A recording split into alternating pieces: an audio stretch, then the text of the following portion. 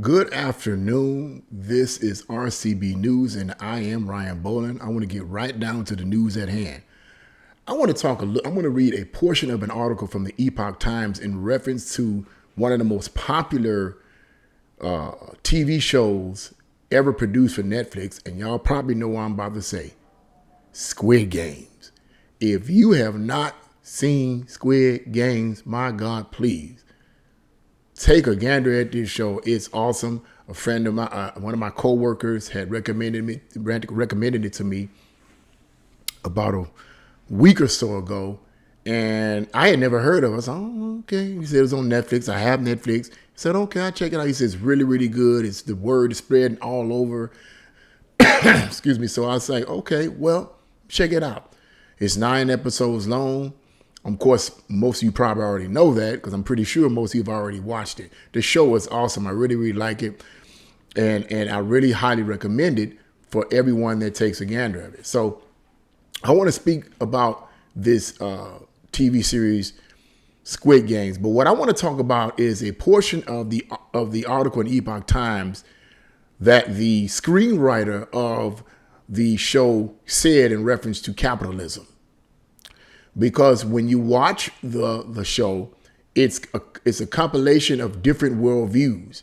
And I want to read this to you in this article, and then I'm going to give my spin on capitalism and how I believe that capitalism, though it is flawed and imperfect because it's created by humans, is the best option for any and every country to have. All right. And I'm going to read this portion of the article. It's subtitled, "Only under a capitalist system can there be freedom for good."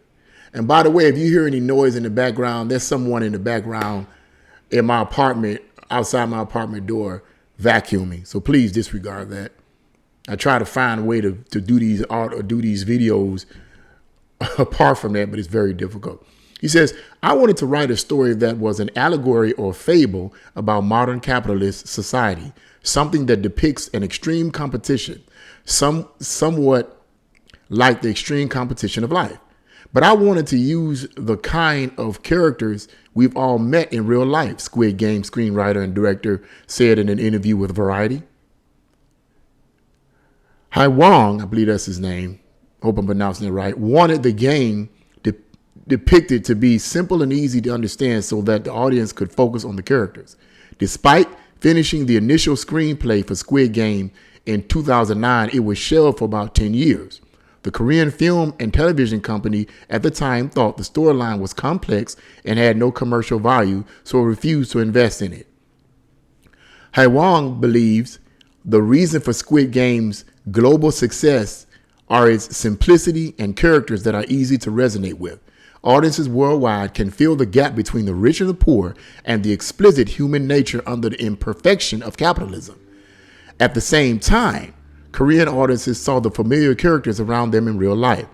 After Squid Game became a global sensation, North Korea said that the show exposes the cruel reality of South Korea's capitalist society. And of course, you know, North Korea is communist. In responding to the criticism, South Korean columnist Harong Sung-woo said that, quote, "Capitalism itself is not perfect, but only under a capitalist system can there be freedom for good," end quote. Harong said that cultures could influence people's worldview unconsciously. Filmmakers produce their films based on their worldview. That's so true. And people need to learn to identify the biases on television and in movies and make their own determination of what's right and wrong. Wow, this guy has been red pilled. For example, Squid Games contains many worldviews, and among them, there is a bias against capitalism. Bingo. If you simply accept this bias, you will think that capitalism is bad. However, if you evaluate from a middle ground perspective, you may find that it is not always the case and likely come to a different conclusion, Hai Wong said. So I wanted to read that portion of the article there, just a portion of that, and to give you my comment on that. Yes, he is absolutely right about that. Capitalism is not a perfect system. It's not. And the reason why capitalism is not a perfect system is because it's created by humans, and humans are imperfect. They're imperfect. And some of the worst atrocities in mankind have been committed by capitalist societies. They have committed some horrible things, greed and so forth, have cost people their lives. And so capitalism is an imperfect system.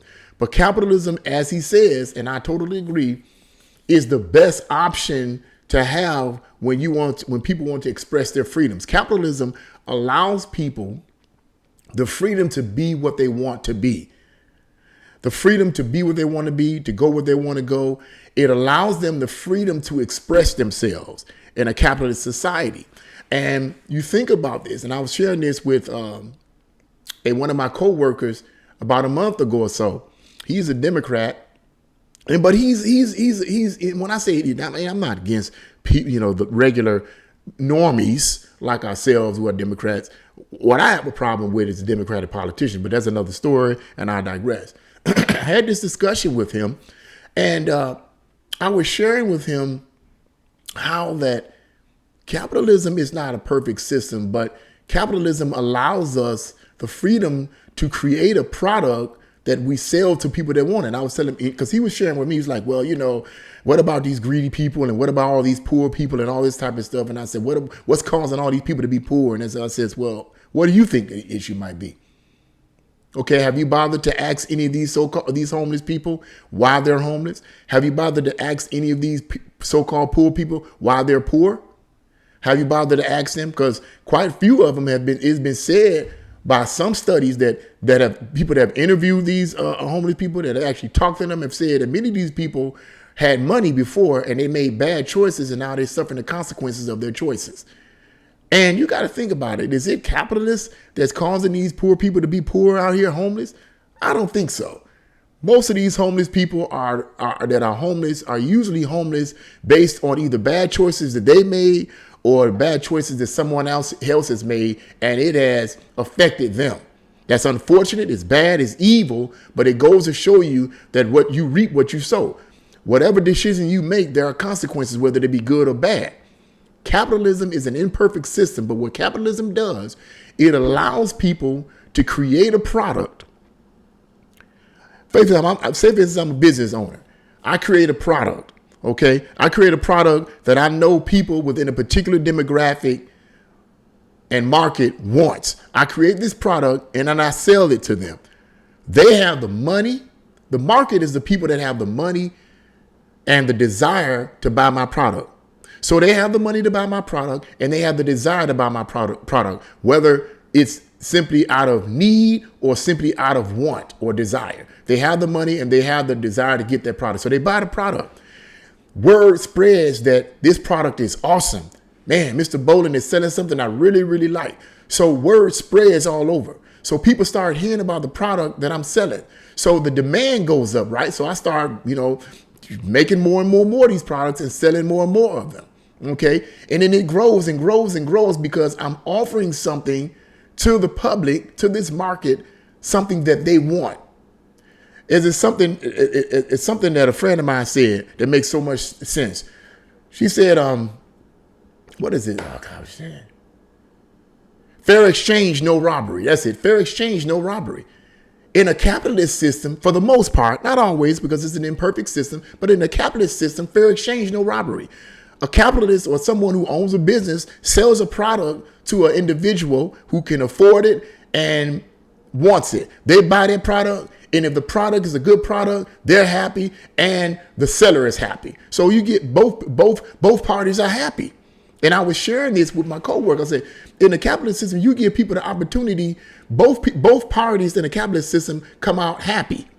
Because the capitalist sells a product to the buyer and the buyer likes the product, and then both people come. The capitalist makes money and the person that bought the product is happy. And going back to the situation where I'm selling the product and the word gets out and it spreads. So it spreads. And then all of a sudden I got thousands and thousands of people buying my product. I become rich.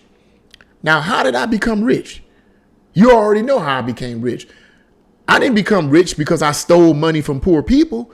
I became rich because I sold them a product that they liked and they were willing to pay for. Okay. The only downside could be if the product is not worth the price. But a real entrepreneur, a real business person knows that they have to sell products that have quality. And when you have, see, people will pay for something and pay a lot of money for something if it's quality. Where I live right now, the rent that I pay here is worth it. It's worth it. It's a substantial amount of rent, but it's worth it. I'm willing to pay that kind of rent to live where I live.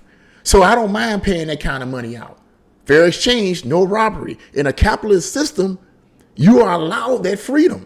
Everybody comes out on top for the most part. Not all the time, but for the most part, everybody comes out happy.